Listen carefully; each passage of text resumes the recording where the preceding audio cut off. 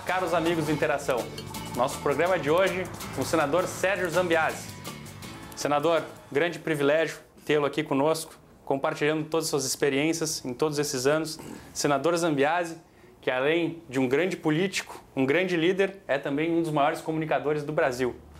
Senador, para os nossos telespectadores, pessoal que está nos assistindo em casa, qual é esse cenário político que a gente tem no Brasil? A gente aqui no Interação sempre discute muito o conceito de duas vias, né? Aquilo que a sociedade pode estar trocando de ideias, as ações positivas que as lideranças levam.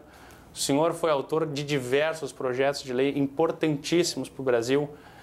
Quando o senhor teve essa iniciativa de realizar esses projetos, qual era o cenário que o senhor estava desenhando para o Brasil? O que a gente pode dividir com o nosso público?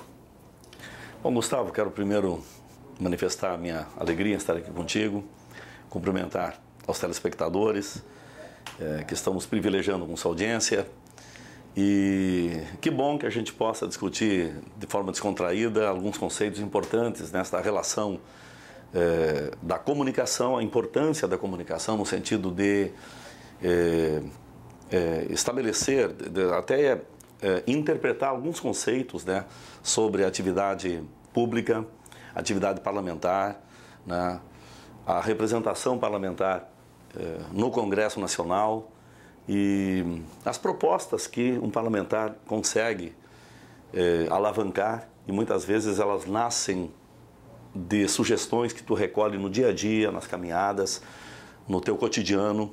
A interação que existe com o povo. Exatamente. Não é verdade essa. Nós até conversávamos sobre isso exatamente, antes de iniciarmos o programa. O parlamentar é exatamente consequência da sua relação e da interação comunitária, em princípio. Né?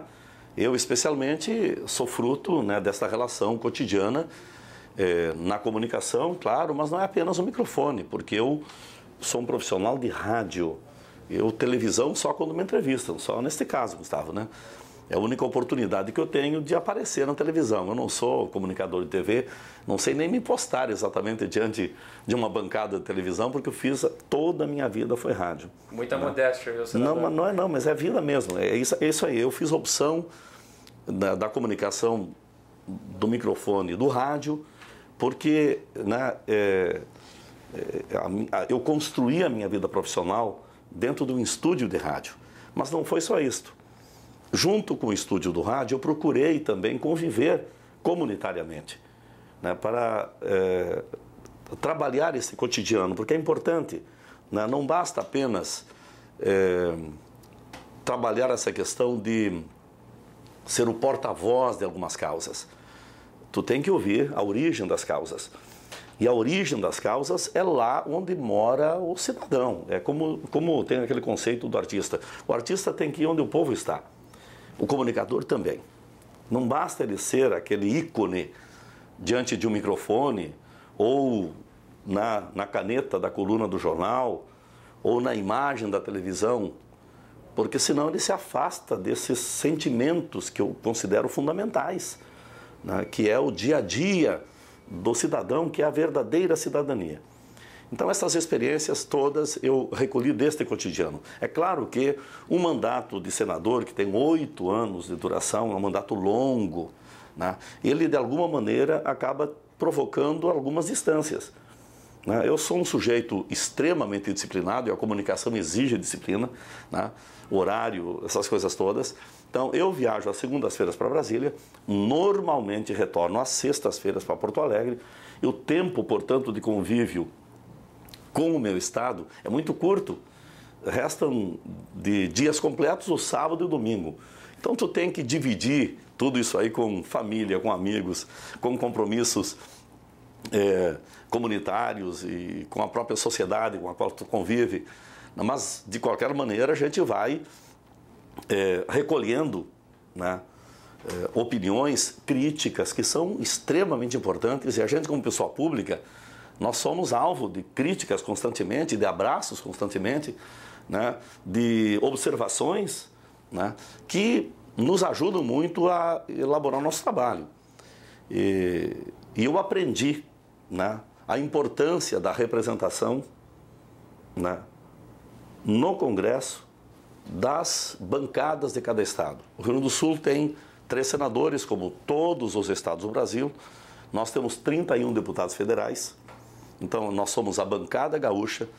E com ela, nós trabalhamos temas de extremo interesse do Rio Grande do Sul, desde o famoso empréstimo com o BID, né, que deu à governadora Ieda a condição de executar obras que hoje beneficiam o Estado, né, foi uma ação conjugada do governo do Estado, da bancada gaúcha no Congresso e a nossa atuação junto ao governo federal. Senão, não aconteceria. A representação do Estado do Rio Grande do Sul, como acontece em todos os estados do Brasil. Exatamente. TVUBA que está em 12 estados já, senador. Então, assim todos que nos assistem podem estar entendendo essa aula de como funciona o processo democrático. O processo democrático e a representação política no Congresso, a importância da representação política no Congresso. Agora, senador, eu tive algumas vezes em Brasília, estive numa discussão muito forte na questão da CPMF, que a nossa posição na ocasião era contrária, e nós visitamos o Senado diversas vezes. E sou testemunha de que a nossa bancada, pelo menos do estado do Rio Grande do Sul, a quem nós acompanhamos mais de perto, e alguns, como de São Paulo, também acompanhamos, eu acredito que seja um quadro com uma capacitação política mais elevada, porque nos impressionou de forma negativa diversos senadores despreparados sobre os assuntos. Então a gente acaba até vendo na imprensa alguns programas que ficam criando situações falsas, de projetos de leis e que ou deputados ou senadores estão lá assinando sem ter a menor noção do que está acontecendo. Na realidade, Gustavo, um parlamentar ele é um clínico geral. Ele, eu sempre fico dizendo que quando a gente é eleito para o mandato, a gente representa, no caso do Senado, representamos os interesses do Estado. O deputado representa as suas comunidades. E existem realmente alguns conflitos na própria interpretação do exercício do seu mandato. Quantos projetos tu apresentou? Como é que foram esses projetos? Olha, muitas vezes um parlamentar não apresenta nenhum projeto, mas ele tem uma atuação política muito forte, ele tem um grau de representatividade dos interesses regionais, comunitários e de Estado tão fortes, que ele se destaca por isto. Outros se destacam por projetos realmente instigantes, revolucionários, que levam a grandes discussões. Eu apresentei alguns projetos, e te cito um aparentemente muito singelo e que às vezes conflita inclusive com o poder econômico, mas eu acho importante. E te digo isso porque eu, hoje, ao sair de casa, na calçada da minha casa, fui abordado por 3 trabalhadoras, três senhoras, empregadas domésticas, que estavam indo para as suas atividades nas casas das famílias próximas, e ao me verem, me reconheceram, me abordaram. O que tu está fazendo por nós lá em Brasília? Mas, senador, que bom que fizeram isso. Maravilhoso isso. Acho tão bonito essa cobrança, porque o meu tempo de comunicação me permite essa possibilidade de ser reconhecido e, portanto, ser cobrado. E ser cobrado é bom. Mas melhor ainda é quando a gente tem resposta para as pessoas. Certamente que sim. E ao ser abordado por essas senhoras, e que estavam colocando algumas preocupações num segmento profissional importante.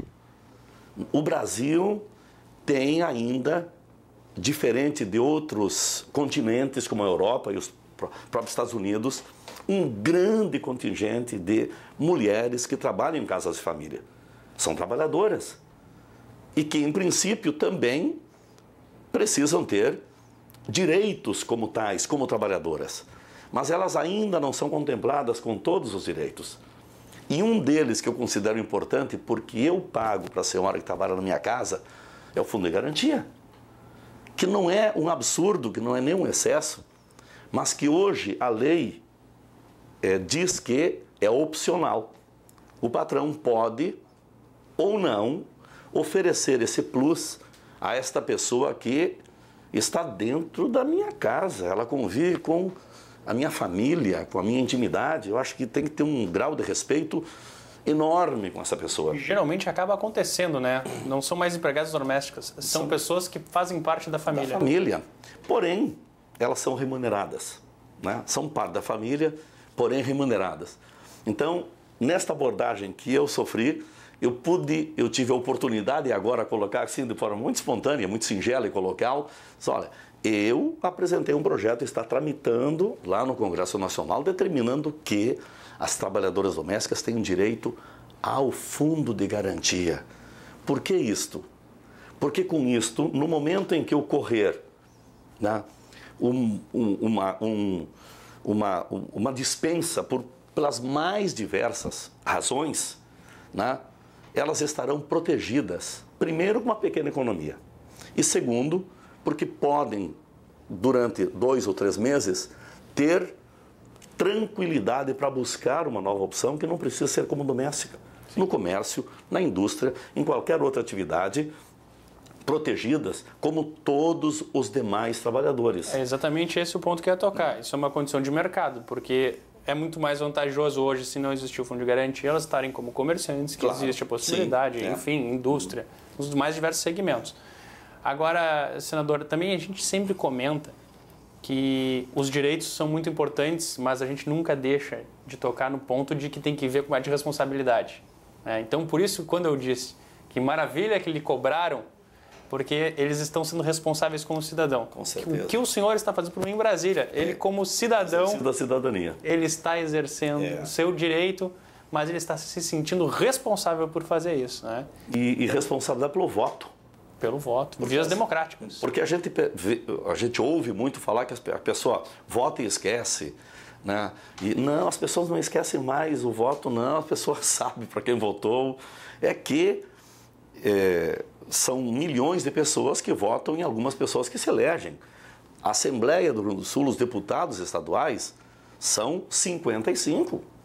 Né? Tem 1.000 candidatos, 55 chegam lá.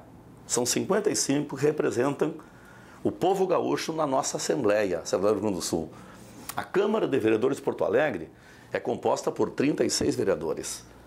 Né? Então, mas são 500, 600, 700 candidatos que buscam este espaço para representar as suas regiões. Né? E nem sempre, obviamente, aquele candidato em que a gente vota se elege. Por isso que nem todos sabem se o seu candidato se elegeu ou não. Mas aquele que é eleito e exerce esse mandato, ele tem, obviamente, obrigações com suas comunidades. Tanto nós, no caso eu, o Simão e o Paim, como senadores, né, quanto os nossos 31 deputados federais. E nós temos, assim, trabalhos lá em Brasília, históricos, a BR-101. Senador, eu só vou lhe interromper porque eu quero guardar todos esses assuntos para o nosso próximo bloco. Gostaria que vocês ficassem conosco e com o senador Sérgio Zambiase.